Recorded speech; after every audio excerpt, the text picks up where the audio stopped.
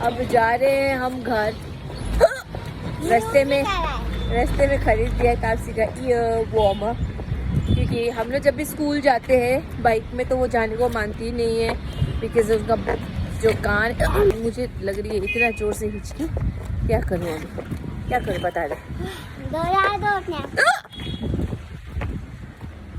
कैसे डरा अपने आप, प्लीज बता दे।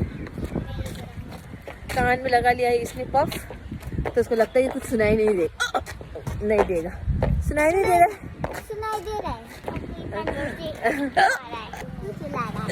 नहीं गया।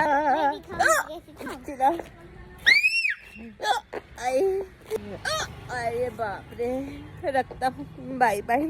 आ चुका है और अब तक भी मेरी हिचकी ठीक हुई नहीं है, अभी भी ऐसे ही है, लगता नहीं जाएगा। अभी पानी पीऊंगी घर पहुँच के।